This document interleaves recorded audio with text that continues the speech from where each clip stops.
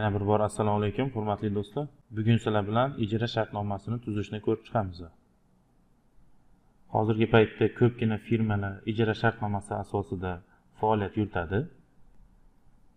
Yana bir xil firmalar o'zining noturar obyektini ijaraga berish bilan daromad qiladi. Bugun sizlar bilan aynan ijara shartnomasini tuzishni ko'rib chiqamiz. Bu jarayon qanday amalga oshiriladi? Google Chrome'ga kiramiz. Demak, ijara.soliq.uz saytiga kiramiz. ijara.soliq.uz. O'zimizning shaxsiy kabinetimizga kirib olishimiz kerak bo'ladi. Demakki, o'sha noturar obyekt nimani balansida, firma balansidami yoki bo'lmasam jismoniy shaxs nomidami, shunga qaraladi albatta. Men hozir sizlarga aniq bitta misolda ko'rsatib beraman. Jismoniy shaxslar shaxsiy kabinetiga kirib olamiz. Xo'p. O'zimni kabinetimga kirib sizlarga ko'rsatib bermoqchiman.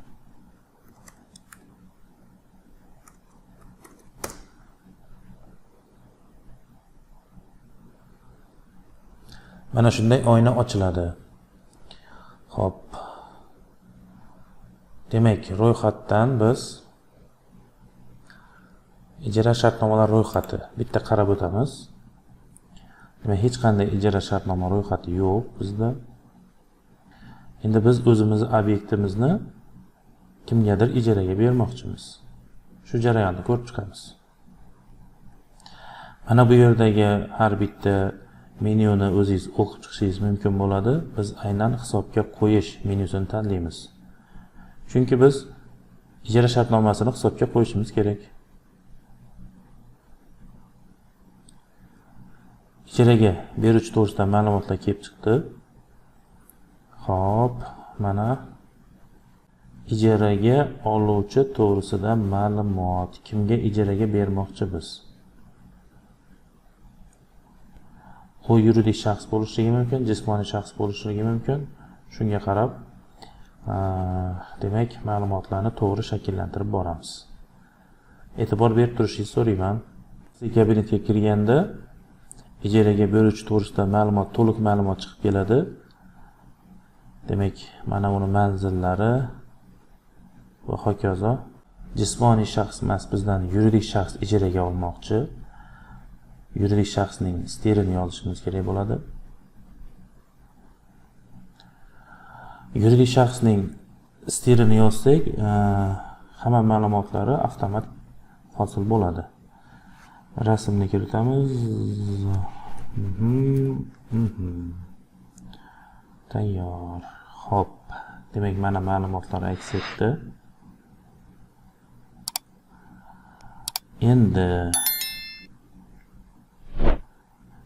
Endi biz ijaraga berayotgan ko'chmas mulk to'g'risidagi ma'lumotlarni shakllantirishimiz kerak bo'ladi.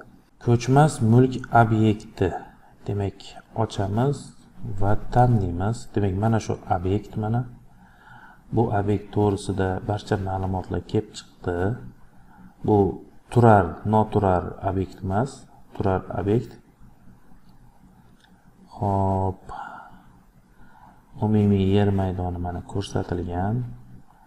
Endi biz mana shu umumiy yer maydonining qancha qismini, qancha kvadrat metrini ijaraga bermoqchimiz, o'shani ko'rsatishimiz kerak bo'ladi. Ijaraga berilayotgan maydon, band qilingan maydon, ijaraga berilayotgan maydon. Xo'p, demak, ijara sanasi, demak, sanani tanlaysiz. Aytaylik, birinchi sanadan. Ijara tugash sanasi 1 oygadir, 2 oydir, 1 yildir. Demak, siz buni kelishgan holda o'sha ijara shartnomasini taqdim etayotgan firma bilan kelishgan holda amalga oshirasiz. Aytaylik, biz mana shu vaqtgacha 2 oy muddatga ijaraga beramiz. Ijara shartnoma raqami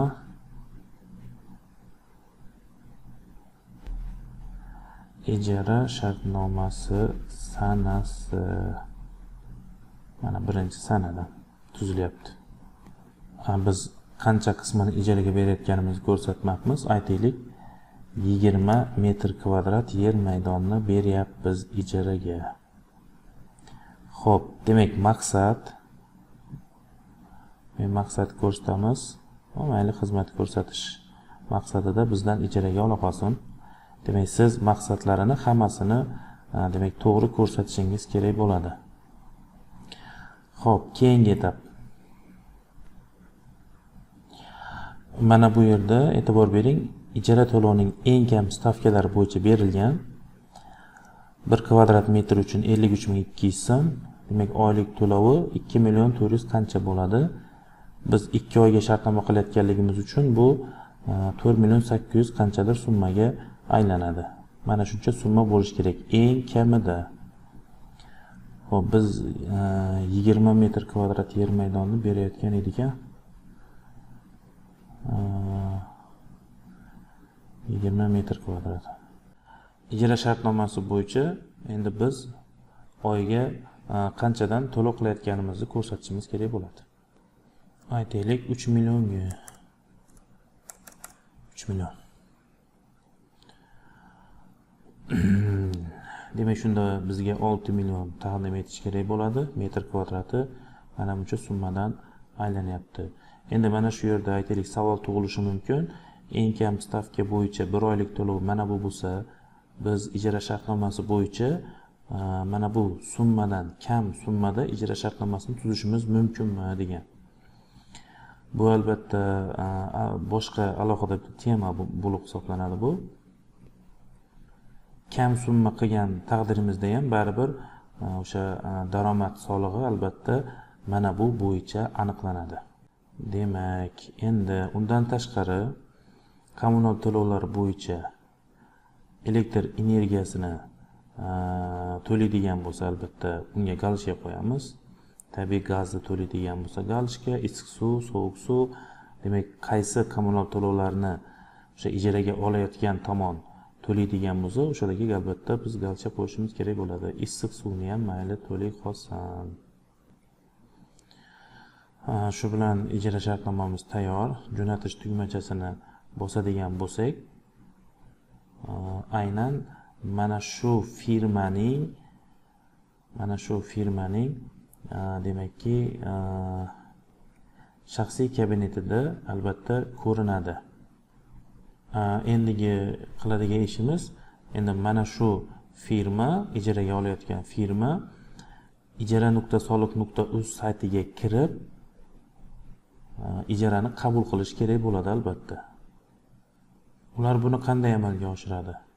Demak, shaxsiy kabinetiga kirib mana bu yerda mana ijara shartnomalar ro'yxati tugmachasini bossa, mana shu yerda ko'rinib turadi. Demak, mana bu yerda tasdiqlanishi kutilayotgan shartnoma 1. Mana bu yerda o'sha shartnoma paydo bo'ladi. Shu shartnomani ko'rib qabul qilish kerak bo'ladi. Qabul qilgandan keyin tasdiqlangan mana bu demak bo'limga o'tib qoladi. O'ylaymanki, bu darsimiz ham sizlar uchun foydali bo'ldi. Hammaga rahmat, sog' bo'linglar.